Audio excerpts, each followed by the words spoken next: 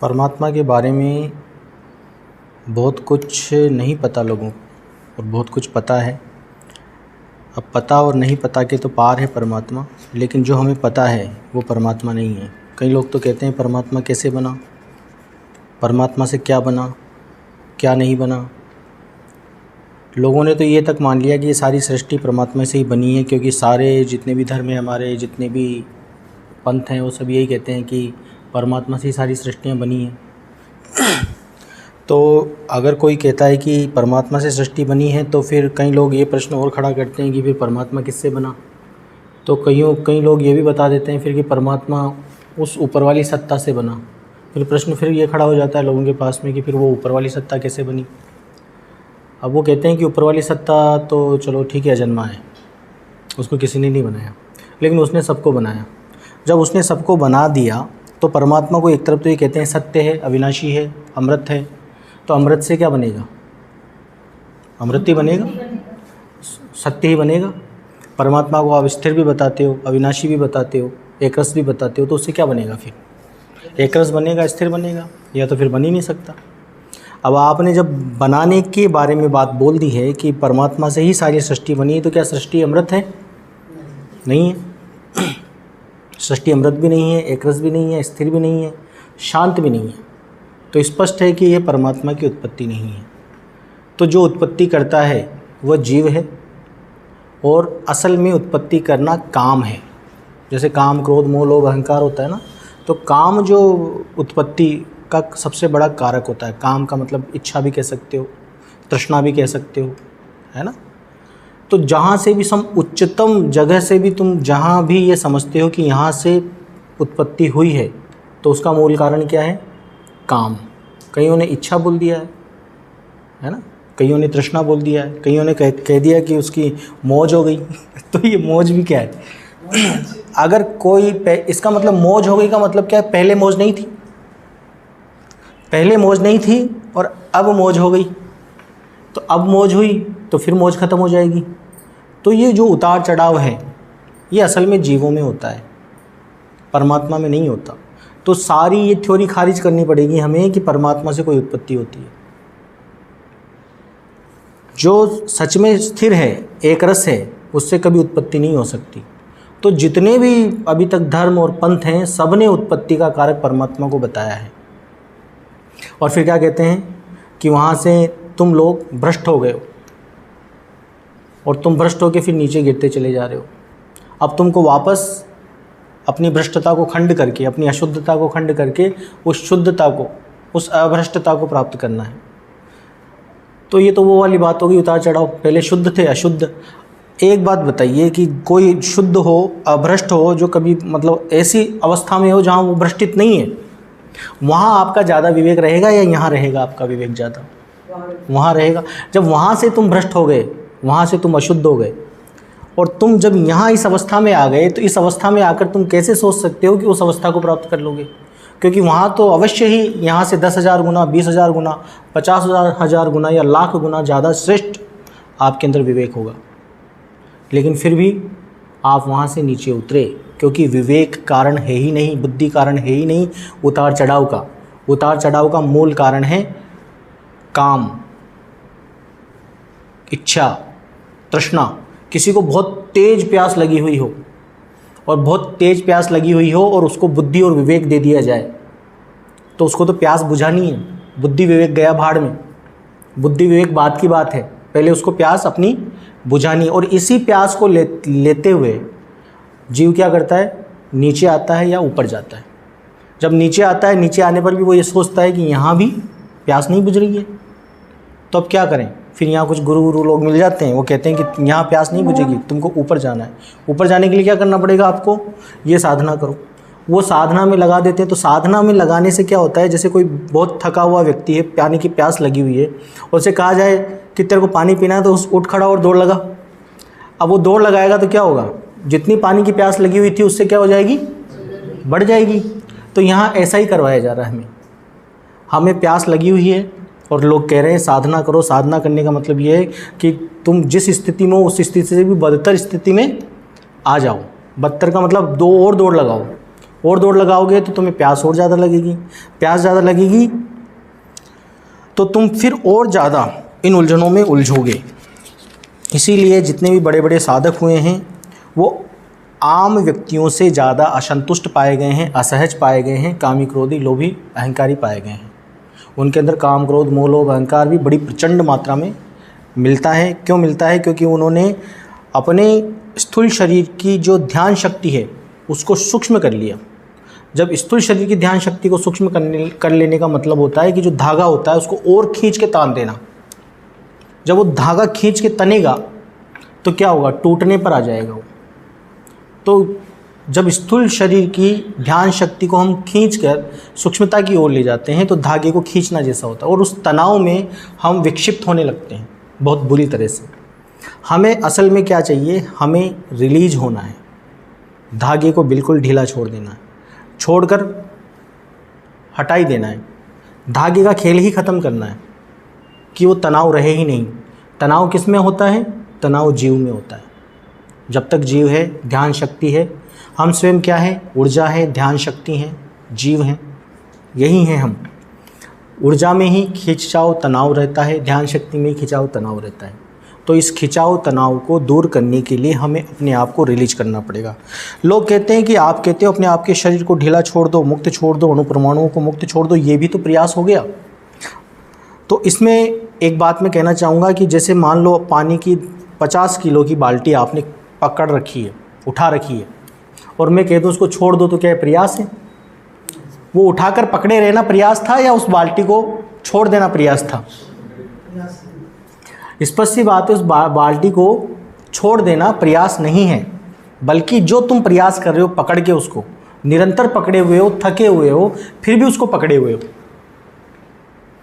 अभी देखो आप अपने शरीर को ढीला छोड़ सकते हो, अब इसका मतलब आपने पकड़ा हुआ है। और कैसे पकड़ा हुआ? अनकॉन्शियसली पकड़ा हुआ है। आपको खुद को भी पता नहीं है कि आपने अपने शरीर को खींच के पकड़ा हुआ है।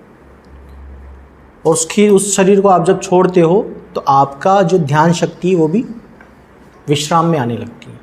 असल में ध्यान शक्ति को विश्राम देना किसी ने नहीं सिखाया। कोई कौन से कपाट खोलने की बात करता है, कोई कपाल खोलने की बात करता है, कोई चक्र खोलने की बात करता है, कोई आकाशों में ध्यान लगाने की बात करता है। तो ये सब क्या है? उस चेतन शक्ति को, उस ध्यान शक्ति को खींचने की बातें करते हैं। और खींचने से कभी भी आपको न तो सिद्धि मिलेगी, न शक्ति मिलेगी, न शांति मिलेगी, न आपकी समस्या का समाधान होगा। किसी का नहीं हुआ।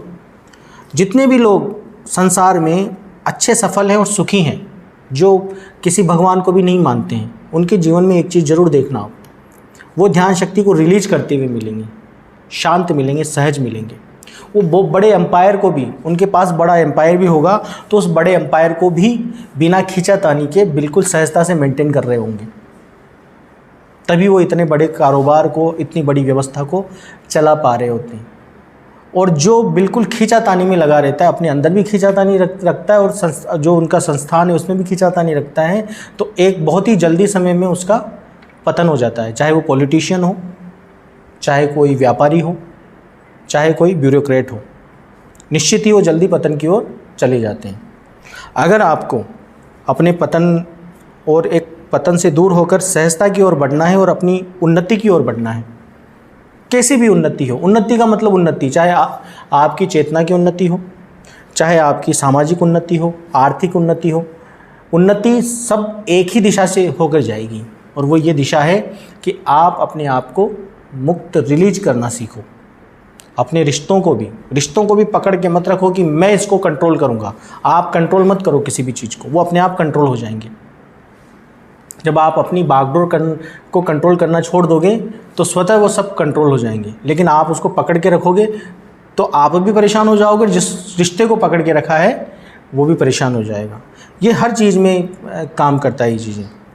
जैसे कि आज 99% लोग जो स्टूडेंट्स हैं उनको एक ऐसा माहौल मिलता है कि आप इन प्रतियोगी परीक्षाओं की तैयारी करो, तो वो अपना जो ध्यान शक्ति का खिंचाव है उन प्रतियोगी परीक्षाओं की तरफ ले जाते हैं। अब वो उसी में परेशान होते रहते हैं। लेकिन सफल कितने लोगों को होना है? 0.01% लोगों को। चाहे 99% लोगों को आप कितनी ही मेहनत करवाइए, कितना ही उनको धन देकर बढ़िया अच्छे अध्यापक दीजिए, सब कुछ अच्छा दीजिए उनको, तो भी सिलेक्शन कितने का होगा? 0.01% लोगों का। मतलब 98 पॉइंट समथिंग लोग सफल नहीं होने वाले किसी भी हालत में, फिर भी उनको कहाँ लगाया जाता है? ज़बरदस्ती उनकी ध्यान शक्ति को खींच दिया जाता है प्रतियोगी परीक्षाओं में, और वहाँ से वो प्रताड़ित होकर फिर आगे भी कुछ नहीं कर पाते बेचारे। तो अपनी जीवन में सहजता लाओगे, रिलीज करोगे, अपने उद्देश्य को भी रिलीज करोगे, क्योंकि पहुँचना तो वहीं है जहाँ पहुँचना है आपको। तो अपने आप को खींचातानी में परेशान मत करो, अपने आप को रिलीज करो, सहज करो, मुक्त करो, तो ही काम चलेगा। तो परमात्मा कभी किसी को नहीं बनाता है, जो बनाता है वो जीव है, कामी, क्रोधी, लोभी, अहंकारी है। बस फ़र्क इतना सा है कि हमारे अंदर जो काम, क्रोध, मोह, लोभ, अहंकार है वो थोड़े स्थूल रूप में है, लेकिन जो सूक्ष्मताओं के काम, क्रोध, मोह, लोभ, अहंकार होते हैं वो हमको ऐसा प्रतीत होते हैं कि ये शक्तियाँ हैं, ये विशेष है। ऐसा कुछ भी नहीं है, न वो शक्तियाँ हैं न विशेष हैं, वह भी जीव की भांति ही फंसे हुए हैं। और इस जीवत्व से निकलने के लिए हमें परमात्मिक गुणों से जुड़ना होगा। जैसे मैंने कहा अपने आप को रिलीज करना है, तो रिलीज करना भी परमात्मिक गुणता ही है। जैसे अमर शांत कब हो सकते हो आप? जब अपने इस धागे को छोड़ दोगे, अपनी ध्यान शक्ति को रिलीज कर दोगे, तभी सहज हो पाओगे। सहजता का मतलब होता है तनाव बिल्कुल खत्म हो जाना। तनाव खत्म कब होगा? तनाव किस वजह से आ रहा है हमारे अंदर, ये तो देखना होगा ना। हमारे अंदर तनाव आ रहा है ध्यान की वजह से, कंसंट्रेशन की वजह से। और कंसंट्रेशन को जब हम एक दिशा में लगाते हैं तो उससे हमको कितना मिलता है और कितना नुकसान होता है ये भी समझना होगा हमें। असल में आपको जो ज्ञान चाहिए, जो प्रतिभा चाहिए, जो स्किल चाहिए, वो सहजता से ज़्यादा मिलेगी आपको। आपके सारी इंद्रियां, सारे तंतु ढंग से काम करेंगे यदि आप सहज रहेंगे तो। आपकी याददाश्त शक्ति भी अच्छी रहेगी, आपकी ग्रास्पिंग पावर भी अच्छी रहेगी, और जो भी चीज़ आप करोगे वह चीज़ लंबे समय तक आप में टिकेगी। इसलिए जिस भी चीज़ को चाहिए तो उसके लिए एक ही उपाय है, वह है सहजता। सारी सृष्टि ऑटोनोमस मोड में है। आज ये विज्ञान भी जान लिया है, विज्ञान ने भी और कई ग्रंथों ने भी ऐसा कहा तो है कि सृष्टि भगवान से बनती है, लेकिन कहीं ना कहीं वो बीच में ये ज़रूर डाल देते हैं कि सृष्टि बनती है, बिगड़ती है, बनती है, बिगड़ती है। लेकिन वो पूरे कंसेप्ट को समझा नहीं पाते। क्यों नहीं समझा पाते? बीच बीच में उनके अंदर ऐसा मैसेज आते हैं कहीं ना कहीं से, आकाशीय रिकॉर्ड से वो मैसेज उनको मिल जाते हैं कि सृष्टि बनती है, बिगड़ती है, बनती है, बिगड़ती है, और ये ऑटोनोमस मोड में चल रही है। लेकिन फिर भी वो अपनी इस चीज़ को पूरा स्ट्रांगली नहीं कह पाते। क्यों नहीं कह पाते? क्योंकि उन्होंने एक ईश्वरीय सिद्धांत बना रखा है कि कोई जीव है ऊपर जो इस सृष्टि को बना रहा है और बिगाड़ रहा है। लेकिन ऐसा बिल्कुल भी नहीं है, कोई जीव ऐसा नहीं है, बल्कि पूरी जीव व्यवस्था ही है जो ऑटोनोमस मोड में चल रही है। ऑटोफिशियल इंटेलिजेंस है ये। ऑटोफिशियल इंटेलिजेंस वो होता है कि ऐसी बुद्धिमत्ता जो स्वतः चल रही है, जिसको चलाने वाला कोई नहीं होता है। आर्टिफिशियल इंटेलिजेंस वो होता है जिसमें कृत्रिम बुद्धि होती है, जो कोई बनाता है। असल में हमको भी देखा जाए तो हम भी आर्टिफिशियल इंटेलिजेंस हैं, क्योंकि हमको भी आर्टिकुलेट किया गया है, हमारे माता पिता द्वारा आर्टिकुलेट किया है ना। लेकिन हम इसको क्या समझते हैं? हम इसको एक प्राकृतिक फिनोमिना समझते हैं। हम समझते हैं एक नेचुरल फिनोमिना है। तो ऐसे ही जो आज आप रोबोट बना रहे हो वो भी एक नेचुरल फिनोमिना है और प्राकृतिक नहीं है। लेकिन हमारी इस देह की दृष्टि से, बायोलॉजिकल बॉडी की दृष्टि से वह अप्राकृतिक है, क्योंकि हम इस रेफरेंस को लेके चलेंगे, हमारी बॉडी के रेफरेंस को लेके चलेंगे, तो जो रोबोट है वो अप्राकृतिक है। लेकिन आज रोबोट ऐसे होने वाले हैं आने वाले समय में कि हमसे 10,000 गुना ही नहीं, 10 करोड़ गुना ज़्यादा बुद्धि रखने वाले हैं आने वाले समय में। एक डॉक्टर है, डॉक्टर क्या कर सकता है? ज़्यादा से ज़्यादा आपको देखेगा, थोड़े से लक्षण देखेगा आपके, और आपकी 2-4 बीमारी आइडेंटिफाई कर लेगा उसके प्रैक्टिस के दम पर। जितनी उसने प्रैक्टिस की है, 10 साल की, 15 साल की, 20 साल की, जितना उसको एक्सपीरियंस हुआ, उस एक्सपीरियंस के दम पर कोई मरीज आएगा उसके पास, तो मरीज को देखेगा, उसके लक्षण देखेगा, उसके हिसाब से वो आपको मेडिकेशंस देगा या कहेगा कि ये जांच करा लो, वो जांच करा लो। अब आती है बात रोबोट की। मान लीजिए ऐसा आर्टिफिशियल इंटेलिजेंस आने वाले समय में उपलब्ध हो सकता है आपको, जिसमें आपको देखकर ही रोबोट मात्र देखकर ही आइडेंटिफाई कर लेगा पूरे एक एक चीज़, एक भी चीज़ छोड़ेगा नहीं आपकी कि क्या क्या बीमारियां हैं आपको, और उसकी best of the best medicine कौन सी हो सकती है वो सारा प्रिस्क्राइब कर देगा आप, और किस तरह की लाइफस्टाइल आपको रखनी है। तो बताओ फिर डॉक्टर क्या करेंगे? ऐसे ही इंजीनियर की बात ले लो। आज इंजीनियर को हर दिशा देखनी पड़ती है, हर चीज़ देखनी पड़ती है। जो सिविल इंजीनियर होता है या कोई आर्किटेक्ट होते हैं कि इस ज़मीन पर कितना स्लोप है, किस तरह से यहाँ पर बिल्डिंग बनानी है, क्या करना है क्या नहीं करना है। आर्टिफिशियल इंटेलिजेंस आपको मान लीजिए कि 10,000 स्क्वायर फीट के अंदर आपको कोई चीज़ बनानी है, कोई बिल्डिंग बनानी है, तो best of the best design कौन सी हो सकती है? आप बेटर तरीके से यूज़ करके और जितने भी धर्म के अनुसार जो दिशाएं होती हैं उन सब दिशाओं को भी इंक्लूड करके किस तरह की डिज़ाइन बना सकते हैं इस लैंड के ऊपर, 10,000 फीट के ऊपर, वो मात्र आपको 10 सेकंड में बना कर दे देगा डिज़ाइन। तो बताओ आप ज़्यादा इंटेलिजेंट हुए हो, आर्टिफिशियल ज़्यादा इंटेलिजेंट हुआ? कौन हुआ ज़्यादा इंटेलिजेंट? Artificial intelligence. और आर्टिफिशियल इंटेलिजेंस को किसने बनाया? इंसानों ने बनाया। ये ऐसा लगता है कि इंसानों ने बनाया है, लेकिन इंसानों ने नहीं बनाया। इस लेवल तक इंसानों को कौन लाया है कि इंसान उसको बना सके? प्रकृति लाई है इस लेवल तक। वरना आज से 500 साल पहले इंसान उससे बात करते आर्टिफिशियल इंटेलिजेंस की, वो जान ही नहीं पाते। ये सब प्रकृति का भाव है, और आने वाले समय में 30 सालों के अंदर ये आर्टिफिशियल इंटेलिजेंस पूरा चढ़ के ख़त्म भी हो जाएगा, क्योंकि इस लेवल तक चला जाएगा वो कि उस लेवल तक जाने के बाद उसको खुद को मरना पड़ेगा, क्योंकि उसकी 30 साल में 30-35 साल में इतनी ग्रो कर लेगा। जैसे कि साइंटिस्ट आज 600 सालों में जितनी खोजें की साइंटिस्ट ने, 600-700 सालों में, वो सारी खोज आने वाले साल भर में वो मिनटों में करेगा। मतलब 600 साल में जितने आइंस्टाइन आए, टेस्ला आए, न्यूटन आया, इतने बड़े बड़े वैज्ञानिक आए, जितनी खोजें चली अभी तक, वो सारी खोजें जितनी भी हुई हैं सबको इकट्ठी कर लो। आने वाले समय में आर्टिफिशियल इंटेलिजेंस इतना सक्षम हो जाएगा कि वो खोजें 1 मिनट में करेगा। फिर सोच लो, 1 मिनट में इतनी खोजें कर ली जो 600 साल में की थी। अब उस 1 मिनट की खोज को भी इंक्लूड कर दो, फिर नेक्स्ट जो मिनट आएगा उसमें उससे भी 10 गुना ज़्यादा खोज कर लेगा, क्योंकि ये सेल्फ लर्निंग मोड में आ गया है। तो इस तरह से हम अपने आप को ज़्यादा ज्ञानवान ना समझे तो ज़्यादा उचित है। और आने वाले समय में स्पिरिचुअल गुरु भी आर्टिफिशियल इंटेलिजेंस हो तो कोई बड़ी बात नहीं है। आप उससे एक सवाल पूछोगे, वो आपको हर कुरान से, बाइबल से, वेदों से, गीता से एक एक पर्सपेक्टिव निकाल कर देगा, कहानियाँ सुना देगा आपको। यहाँ तुम जितने भी स्पिरिचुअल गुरु हो उसकी एक जमात बिठा दो और इधर एक आर्टिफिशियल इंटेलिजेंस का बंदा बिठा दो, बस वो सारे जवाब नहीं दे पाएंगे, एक जवाब दे देगा सारे आपके प्रश्नों के। लेकिन आर्टिफिशियल इंटेलिजेंस फिर भी मात खाएगा अलग के सामने, उस अननोन के सामने, उस अननोन के ज्ञान के सामने उसको पानी भरना पड़ेगा। उस अलग के ज्ञान के सामने वो कहीं टिक नहीं सकता, क्योंकि उसके पास जो ज्ञान है वो सब डेटा के ऊपर डिपेंड करता है, और डेटा लख में आता है, अलख में नहीं आता है। इसलिए कितने ही बड़े इंटेलिजेंस खड़े हो जाएं, ये तो आर्टिफिशियल इंटेलिजेंस तो हम स्थूल जीवों ने बनाया है। सोचिए जो परम चैतन्य लेवल की सृष्टियाँ होंगी, जहाँ पर हमसे भी कई करोड़ों खरबों गुना, शंखों गुना ज़्यादा बुद्धि वहाँ के शरीर के लोगों में है, वो जब इंटेलिजेंस क्रिएट करते होंगे तो किस लेवल का इंटेलिजेंस क्रिएट करते होंगे।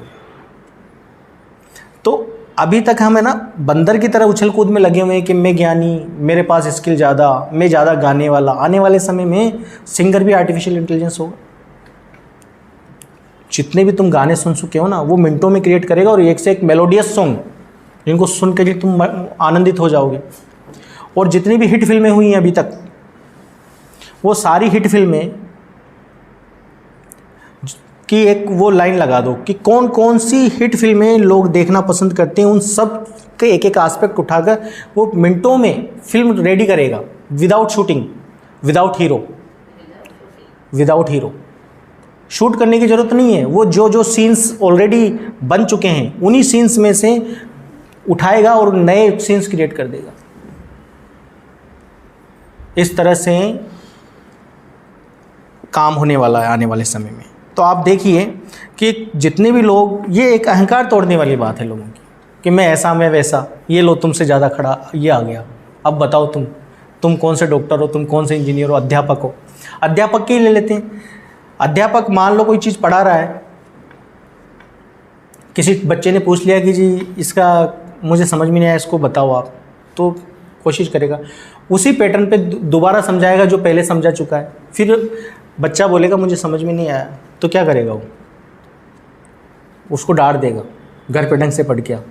और यहाँ पर जब आर्टिफिशियल को ये जिम्मेदारी दोगे आप, तो विजुअल के तरीके से समझाएगा, आपकी मनोस्थिति को देखेगा वो कि आप में कितना इंटेलिजेंस है, उसके अकॉर्डिंग वो समझाएगा आपको। फिर भी आप कहोगे समझ में नहीं आया, तो नया एग्जाम्पल देके समझाएगा। ऐसे करके आप 100 बार पूछोगे आप, तो नाराज़ नहीं होगा आपसे, फिर समझाएगा 100 बार। तो बताओ फिर टीचर और प्रोफेसर का कहाँ रह ही नहीं पाएगा। न इंजीनियर रह पाएंगे, न डॉक्टर, न वाइट कॉलर जॉब्स रह पाएंगी, और फिर ये भी नहीं रह पाएगा। कौन सी, ये जो जितने भी लोग मेहनत मजदूरी कर रहे हैं, इंसान रहेगा। देखो ऐसा है, इसका अंतिम क्या होगा वो भी है, 30 साल तक ये ग्रो करेगा, उसके बाद मिट जाएगा। ये इससे ज़्यादा ग्रो नहीं कर पाएगा ये। 30 साल भी जो है सत्य इसको क्यों आगे बढ़ने देता है? ये सब बहुत सोचे समझे तरीके से हो रहा है, ताकि लोगों को अपनी औकात पता चले कि हम कहाँ हैं। आज 2 बातें सीख लेता है व्यक्ति, तो 50 लोगों में जाकर बोलना शुरू कर देता है, और उसके पास 200 करोड़ बातें हैं। लो सुनो, उससे क्या सुनोगे? तुम्हारा डेटा हाउस कुछ भी काम नहीं करने वाला। तुम्हारी बुद्धि, तुम्हारी शक्ति, तुम्हारा जो इंटेलिजेंस, तुम्हारी स्किल, तुम सोचोगे कि हम तो कुछ भी नहीं है। तो इस तरह से बहुत सारी हमारे अंदर भ्रांतियाँ फैली हुई हैं, किसको लेकर? परमात्मा को लेकर, कि परमात्मा ही बनाता है, तो परमात्मा किसी को कुछ नहीं बनाता है। जो एकरस से स्थिर है, शांत है, वो किसको क्या बनाएगा? वो स्वयं मुक्त है, और उसी से जुड़कर हमको मुक्त होना पड़ेगा। द्वैत, अद्वैत, परम अद्वैत, ये तीनों चलायमान सत्ता के अंदर आते हैं। परम अद्वैत क्या है? परम शून्य है। परम शून्य से, अद्वैत से ही सृष्टि उत्पन्न होती है। अद्वैत से द्वैत बनते हैं, फिर द्वैत आगे चल के अद्वैत बनते हैं, और वही अद्वैत फिर आगे और द्वैत बनाते हैं। परम अद्वैत परम शून्य है। परम शून्य है।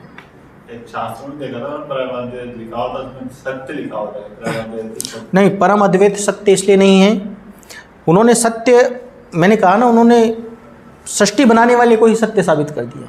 बल्कि सत्य क्या होता है? जो सदा से था, जैसा का जैसा है वैसा ही रहे, वही तो सत्य है।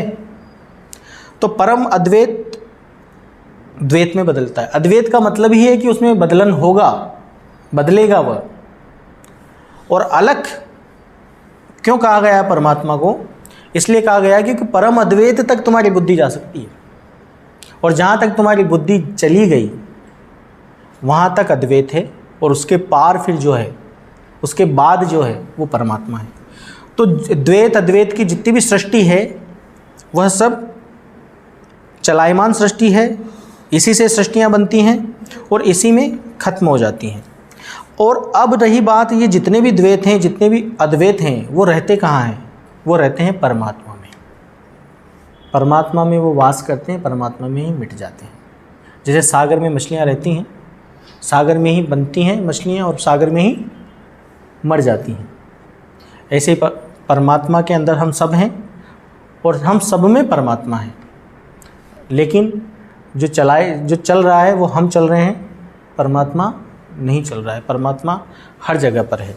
इसीलिए अवतारवाद का कंसेप्ट यहाँ पर ख़त्म हो जाता है कि परमात्मा कोई अवतार नहीं लेता, क्योंकि वो स्थिर है और स्थिर को कभी कोई कर्म करने की आवश्यकता नहीं पड़ती। जिसको कोई कर्म करने की ज़रूरत पड़ रही है किसी के हेल्प के लिए भी, तो वह समर्थ नहीं हो सकता, वह मुक्त नहीं हो सकता। उसके पास इतनी समर्थता है कि वह जैसी स्थिति में, वैसी स्थिति में रहकर भी जो उसके सम्मुख होता है उसको सारी मुश्किल परिस्थितियों से निकाल सके। ऐसा उसका गट्स है, ऐसी उसकी समर्थता है। और ऐसी समर्थता किसी के भी पास नहीं है, क्योंकि और जितने भी परमात्मा के सिवाय हैं वो सब है, सबके पास एक क्षमताएं हैं। क्षमता सीमित होती है। कि मेरी क्षमता कितनी, आपकी क्षमता कितनी, इसकी क्षमता कितनी, ब्रह्मा की क्षमता कितनी, अल्लाह की क्षमता कितनी, सबकी क्षमताएं हैं, समर्थताएं किसी की भी नहीं है, समर्थता केवल परमात्मा की। और सच्चा आध्यात्म भी परमात्मा है। जिस आध्यात्म की हम बात करते हैं असल में वो जैविक है, जीव ही है, वह आध्यात्म नहीं है। सच्चा आध्यात्म परमात्मा है। परमात्मा का स्वरूप कैसा है? परमात्मा का स्वरूप अनंत स्वरूप है, इसीलिए उसको स्वरूप अतीत कहा गया है, क्योंकि जिसका अनंत स्वरूप हो उसको किसी स्वरूप के अंदर हम नहीं डाल सकते। जिसका एक रस स्वरूप हो उसको किसी स्वरूप में नहीं डाला जा सकता। बाकी निराकार को भी हम ये कहते हैं निराकार स्वरूप है, साकार को भी हम कहते हैं साकार स्वरूप है, लेकिन निराकार और साकार के पार जो अनंत स्वरूप है, जो महासागरीय स्वरूप है, वैसा परमात्मा का स्वरूप होता है, एक रस स्वरूप होता है। आत्म साक्षात्कार क्या होता है? देखो, आत्मा कहो, सत्य कहो या परमात्मा कहो, एक ही बात है, और परमात्मा का कोई साक्षात्कार कभी भी नहीं होता है। आप मिट सकते हो, उसका साक्षात्कार आपको कभी नहीं होगा, परमात्मा आपको नहीं मिलेगा। तो सर जैसे कि अपन मान ये जो शरीर है, पर ये इसको जितने भी शरीर है सारे पहाड़ मास्टर मान लो, सारे जितने भी पूरी दुनिया है, जितनी भी अनंत करोड़ ब्रह्मांड है, सारे वो अगर ऐसा मान लेंगे तो कुछ नहीं है, तो फिर वो तो सब कुछ परमात्मा में बचा है। परम जीव, परम जीव क्या होता है? परम जीव यही होता है कि अनंत सृष्टियों के जितने भी जीव हैं उसको एक जीव मान लिया जाए तो वो जीव तो है ना। अब उस जीव के से हटकर आप जो जिस पर ध्यान लगा रहे हो, जिस पर अपना सम्मुखता ला रहे हो, वो परमात्मा है। उस जीव के अंदर ही शून्य आ गया, उसी में परम शून्य आ गया, और उसी में चेतनाएँ आ गई, परम चैतन्यता आ गई, सारी आ गई। इससे हटकर जो है वह है परमात्मा। परम जीव के ऊपर मैंने बोला हुआ है, उसको सुनना, पूरा आधे घंटे का कंसेप्ट बताया हुआ उसके अंदर। आपके माइंड में जितने भी क्वेश्चंस आ सकते हैं वो सारे मैंने बताए हुए हैं ऑलरेडी, ठीक है। कर्म और कर्मफल का संबंध क्या है? तो कर्म और कर्मफल तो होता ही नहीं है। कर्म और कर्मफल तब होता है जब हम अपने आप को कर्ता मान लेते हैं। तो हमसे जो भी काम हो रहे हैं वो फिर क्या हो गए? कर्म हो गए, और उन कर्मों का फिर क्या होगा? कुछ ना कुछ फल होगा। जैसे कोई रोबोट है, अब रोबोट में क्या क्या होता है? जैसे कि फ्रिज भी एक रोबोट है, वो चीज़ को क्या करता है? ठंडा करता है। अब फ्रिज ये मान ले कि मैं ठंडा कर रहा हूँ तो ये तो कर्म हो गया, बाकी फ्रिज कोई ठंडा थोड़ी कर रहा है, उसका तंत्र ऐसा बना दिया गया, और उसको हम इलेक्ट्रिसिटी से कनेक्ट करते हैं तो वो चीज़ को डालते हैं तो वो ठंडा करते हैं। सभी की स्थितियाँ अलग हैं। ना सहज स्थिति तो एक ही रहेगी। जैसे सागर में पानी तो एक ही है ना। जैसे 100 लोग हैं तो एक व्यक्ति हो सकता है। शारीरिक सहजता और मानसिक सहजता सबकी अलग अलग होती है, लेकिन जब आत्मिक सहजता की बात आती है वो सबके लिए, हाँ, सबकी अलग अलग होती है।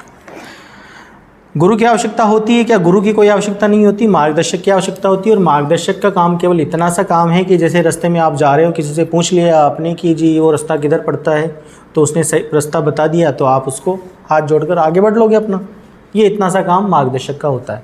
गुरु का काम क्या होता है? गुरु क्या करता है कि आप रास्ते में जा रहे हो, आपने पूछा जी वो रास्ता कहाँ है, तो कहेगा कि जी आप ऐसा करिए, 10 साल मेरे पास रुकिए, दान दक्षिणा दीजिए, ये कीजिए, वो कीजिए, फिर मैं आपको रास्ता बताऊँगा। और फिर रास्ता भी कैसा बता देता है? वो गलत बता देता है, हाँ, टेढ़ा मेढ़ा रास्ता बता। वो गुरु का काम है, जो आपको उलझाए, आपका फ़ायदा उठाए, वो गुरु होता है। उसके पास सही रास्ता नहीं होता, क्योंकि सही रास्ता होगा वो कभी भी ऐसा काम नहीं करेगा। इसलिए गुरु की संज्ञा से नकार होना चाहिए आज के समय में।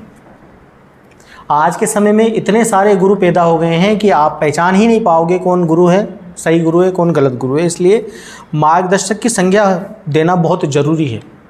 मार्गदर्शक का काम इतना है कि आपको मार्गदर्शन करे और आपको समझ में आ जाए, आप अपने रास्ते, वो अपने रास्ते, इतना सा काम मार्गदर्शक का होता है। सर एक दूसरे कॉन्सेप्ट से देखें तो आपने कहा कि उसने रास्ता पूछा और रास्ते में किसी ने बताया कि ऐसे जाना, तो हो सकता है ना सर गुरु के पास कोई गाड़ी हो या कोई साधन हो जिससे वो जल्दी पहुंचा सके, अगर गुरु सही हो तो। देखो, गाड़ी हो, रास्ता हो, तब तो बहुत ही अच्छी बात है, लेकिन आजकल गाड़ी गुरु के पास नहीं होती। वो आप जो गाड़ी से जा रहे हो, पूछ रहे हो, तो वो कहता है कि गाड़ी में रख जा तेरी, और पैदल जा तब पहुँचेगा, क्योंकि रास्ते में गाड़ी चलने का रास्ता नहीं है। आज के गुरु कैसे हो गए कि आप गाड़ी लेके जा रहे हो और वो आपसे पूछेगा, आपने पूछा उनसे कि जी मेरे को रास्ते में जाना, तो वो कहेगा रास्ता ख़राब है, गाड़ी यहीं रख जा, वापस आते वक्त तुमसे ले जाना। आप जो कह रहे हो ना, वो मैं समझ गया बात आपकी। कहते सारे गुरु ऐसे ही हैं कि हमारे पास जहाज़ है, जहाज़, हम आपको पहुंचा देंगे, लेकिन उनके पास कोई जहाज़ वहाज़ नहीं होता। वो आपको पकड़ के बैठा लेते हैं, मतलब आपके साथ गहरे संस्कार जोड़ लेते हैं, और फिर कई जन्मों तक ऐसी वो गेंद बन जाते हो आप और आपका गुरु, कि वो गेंद फिर कई जन्मों तक चलती है। मतलब उनको क्या लाभ होता है? लाभ कुछ नहीं, सब तृष्णावश, लाभ को छोड़ दें तो उनको क्या? तृष्णावश, उद्देश्यवश, अपनी महिमा भाववश चल रहे हैं। उनकी भी गलती नहीं बेचारे की, उनका माइंड की जैसी प्रोग्रामिंग होगी वैसी वो आपके साथ खेल रहे हैं। पर उनका एक तो प्रॉफिट है, जैसे यहाँ जितने भी लोग आए ना वो गुरुओं से होकर ही आए हैं। उसका प्रॉफिट किसको है? हमें तो मिल गया ना। वो उनकी वजह से प्रॉफिट नहीं है, वो आपको, आप हो ही कितने से, बाकी के 99 को तो कैप्चर कर रखा है वो भी उन्होंने। आएंगे। ना ऐसा कुछ नहीं है। परमात्मा की जिनके ऊपर कृपा होती है, वो चाहे गुरु मार्ग से आए, चाहे अन्य मार्ग से आए, चाहे गर्भ से ही पैदा होते ही आ जाए, उसके लिए ये ज़रूरी नहीं है, ये बंदिशें नहीं कि वो गुरु मार्ग से ही आएगा, ऐसा कोई ज़रूरी नहीं है। हाँ, लेकिन जो गुरु मार्ग से आ रहे हैं, निश्चित ही उन्होंने थपेड़े खाए, परेशान हुए हैं, परेशान होकर वो आए। और फिर गुरु किसी न किसी क्रिया से जोड़ देता है। कब तक करो क्रिया ये कुछ नहीं पता। गुरु आपको स्वतंत्र नहीं करता, रिलीज़ नहीं करता, मुक्त नहीं करता, बांध देता है। ध्यान में तो बहुत बुरा फंसाव है ध्यान का। तो जितने भी बड़े बड़े लोग ध्यान में फंसे हैं, उन्होंने अपनी ज़िंदगी को ख़राब ही किया है। तो हमें कोई कार्य करते समय भी ध्यान से नहीं करना चाहिए। देखियो, मैं क्या कह रहा हूँ, सहज ध्यान क्या होता है कि हम जो भी कार्य कर रहे हैं वो सहज ध्यान में होता है। एक कैपेसिटी से बियॉन्ड जब हम हमारी ध्यान क्षमता को लगा देते हैं, तो वह फिर तनाव की स्थिति पैदा करता है। जैसे कि चिंता में भी हम क्या है, हमारी ध्यान शक्ति को लगा देते हैं, तो क्या होती है, फिर होते हैं ना, शरीर में चेंजेस आते हैं या नहीं आते हैं? चिंता में क्या होता है, तनाव खड़ा होता है या नहीं होता? ऐसे ही जब आप किसी बिंदु पे लगा दोगे, किसी शब्द पे लगा दोगे, किसी मंत्र पे लगा दोगे, तो क्या होगा फिर आपका? उस ध्यान को लगा दोगे तो क्या होगा? तनाव आएगा। और उस तनाव से छूटने के लिए आपको सहज होना पड़ेगा, अपने ध्यान को रिलीज करना पड़ेगा। आपको जीवन में ऐसा कोई कार्य नहीं है जो सहज ध्यान से या सहज चेतना शक्ति से नहीं कर सकते हो। कोई भी काम ऐसा नहीं है। जितनी भी बड़ी बड़ी खोजें हुई हैं आज संसार में, जिन खोजों के दम पर हम अपने आप को श्रेष्ठ मानते हैं, वो सारी खोजें सहज ध्यान अवस्था में हुई। सहज से भी नीचे जा चले गए, उस अवस्था में हुई। उस अवस्था में इंट्यूशन खुलता है, उस अवस्था में आपको सही ज्ञान मिलता है। हाँ, क्या करें? ये जो सारा चल रहा है पूरी सृष्टि, अनंत करोड़ ब्रह्मांड जितने भी, ये सारे मिट के परमात्मा के लिए नहीं रह सकते, और सब पूरी परमात्मा। देखो ऐसा है, ये इसको कहते हैं परम जीव। परम जीव कई बार मुक्त हुआ है। हमेशा सुनिए तो सही, परम जीव मुक्त होता है, और यहाँ सृष्टि का ऐसा नियोजन है कि जैसे परम जीव मुक्त होता है वापस प्रकट हो जाता है। ये भी एक शाश्वत व्यवस्था है। परम शून्य भी मुक्त हो जाएगा एक बार पूरा, तो भी वापस प्रकट हो जाएगा। ऐसा कभी नहीं होता, लेकिन वापस कौन प्रकट होता है? जो मुक्त हो गया वो नहीं प्रकट होगा, दूसरा प्रकट होगा। तो यहाँ ये सत्ता चलती रहेगी, हमेशा मुक्त हो जाए ऐसा नहीं होगा कभी भी, क्योंकि यह भी कौन सी सत्ता है? शाश्वत सत्ता है। और शाश्वत सत्ता में कभी भी कोई किसी का क्या नहीं होता? इंटरफ्रेंस नहीं होता, उसमें किसी का इंटरफ्रेंस नहीं होता। परमात्मा ज्ञात अज्ञात से पार है। पता होना पता न होना ये जीव की अवस्था होती है। आपको पता होने तक की जब तक कोशिश रहती है, जब तक आप में तृष्णा है। परमात्मा पता होने के भी पार है, इसलिए उसको हम सर्वज्ञ भी नहीं कह सकते। ओमनीसेंट, ओमनीसेंट का मतलब होता है जो सबको जानता है। सर्वज्ञ, परमात्मा सर्वज्ञ नहीं है, सर्वज्ञ के भी पार है, क्योंकि सर्वज्ञ में क्या आ गया? ज्ञान आ गया, और सर्वज्ञता के पार परमात्मा है। सर्वशक्तिशाली भी परमात्मा नहीं है, ओमनीपोटेंट परमात्मा नहीं है। परमात्मा सारी शक्तियों का आधार है, लेकिन शक्तिशाली नहीं है, क्योंकि शक्तिशाली कौन हो सकता है? शक्तिशाली होने के लिए शरीर की आवश्यकता होती है, लेकिन जो सभी शक्तियों का आधार हो वो शक्तिशाली से भी मजबूत होता है। कैसे होता है मैं बताता हूँ। बुर्ज खलीफा आज किसके आधार पर बना हुआ है? धरती के आधार। क्या बुर्ज खलीफा खड़ा हो सकता था? धरती नहीं होती तो फिर बुर्ज खलीफा ज़्यादा ताकतवर या धरती ज़्यादा ताकतवर? ऐसे ही आपने एक वीडियो बताया ऑडियो में, अनंत करोड़ ब्रह्मांड है, इसके बाद जो परम परमात्मा है वो आप मेरे आप बता दो। उसके बाद नहीं, उसी में सब में परमात्मा रमा हुआ कहने को वहाँ जो उसमें तो वहाँ तो नहीं है, वहाँ सृष्टा तो नहीं है ना, क्या वहाँ तो सृष्टा नहीं है ना, जो परम जीव की बात तो वो वहाँ तो खिला रहता परमात्मा। परम जीव सृष्टि है स्वयं, परमात्मा में सृष्टियाँ हैं। 0.001% बाद में अनंत कोटि जितने ब्रह्मांड है सारे आगे, और उसके बाद तो परमात्मा बच रहा है, वो तो अकेले रहते ना, जैसे कि अनंत दिया कुछ अपनी सोच के पार है, वो जो परमात्मा है वो अकेले तो रहते ना, उसके बाद तो यहाँ नहीं रहते। वो तो सभी जगह है परमात्मा। वो तो है, लेकिन वो ये सृष्टा ये बनाने की जरूरत का है कि नहीं, परमात्मा ने थोड़ी बनाया, जो बनाने की जरूरत क्यों है? उसको क्यों कह रहे हो परमात्मा को आपकी, आपने क्यों बनाया, इसको नष्ट कर दो? वो क्यों नष्ट करेगा? उसने थोड़ी बनाया है। ये आक्षेप हम परमात्मा, क्योंकि परमात्मा ने थोड़ी क्रिएट किया है। सबसे पहला जो शुरुआत मैंने सेशन की है उसमें यही तो बताया कि परमात्मा किसी को नहीं बनाता है। हाँ, लेकिन परमात्मा से जुड़ जाता है उसको मुक्त भी परमात्मा नहीं करता, ये भी ध्यान देने योग्य बात है। परमात्मा से जुड़ने वाले को, परमात्मा से सम्मुख होने वाले को परमात्मा मुक्त नहीं करता है, गुणवश मुक्त हो जाता है। जैसे कि कोई अग्नि है, अग्नि का स्वभाव, अग्नि किसी को जलाती नहीं है, उसका गुण है जलाना, वरना अग्नि किसी को जलाती तो किसी को नहीं भी जलाती, फिर उसके पास दोनों स्वतंत्रता हो जाती। ये समझने योग्य बात है। अगर परमात्मा किसी को मुक्त करता तो किसी को मुक्त नहीं भी करने जैसी उसके पास वो आ जाती, लेकिन परमात्मा परम करता है, इसलिए जो जुड़ेगा वो क्या हो जाएगा, मुक्त हो जाएगा। इसलिए वो आइडेंटिफाई करता ही नहीं किसी में। सब मुक्त होकर फिर आ जाएंगे, वो नहीं आएंगे। आप मुक्त हो गया, आपकी जगह दूसरी परम चेतना खड़ी हो जाएगी।